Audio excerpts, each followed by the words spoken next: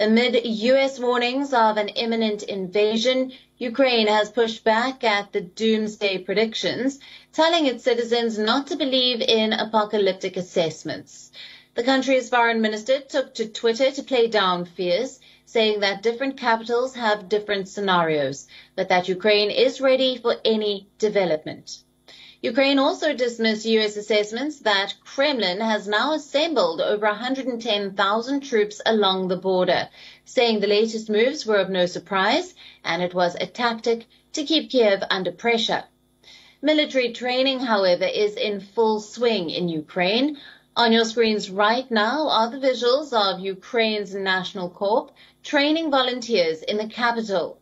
The training involves basic instructions on how to hold a weapon, provide security and administer first aid. Meanwhile, French President Emmanuel Macron heads to Moscow today, seeking to de-escalate the crisis. On Sunday, Macron discussed the crisis with U.S. President Joe Biden. Macron said that they will not get any unilateral gestures from Russia and that the West would have to be very realistic on the situation.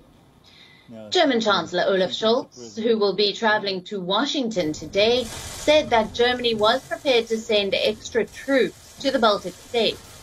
Germany leads the NATO operation in Lithuania and has around 500 soldiers stationed there. Now, Scholz is also expected to visit Russia and Ukraine sometime next week.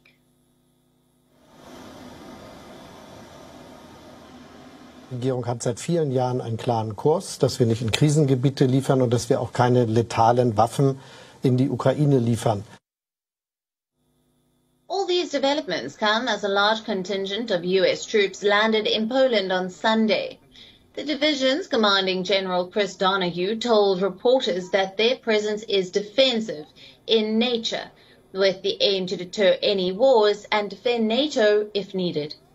Russia's defense ministry has released footage of armed forces from the Western Military District carrying out exercises in the Leningrad region bordering Finland and Estonia. Now, this comes after Russia sent a pair of long-range nuclear-capable bombers on patrol over Belarus, which borders Ukraine to the north. Moscow has also moved troops from Siberia and the Far East to Belarus for sweeping joint drills. The deployment has only added to the Russian military build-up in Ukraine, fueling Western fears of possible invasion.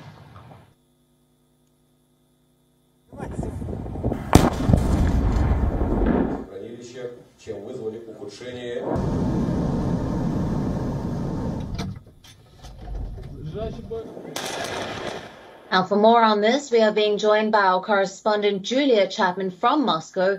Hello to you, Julia, and thank you for being with us on this broadcast.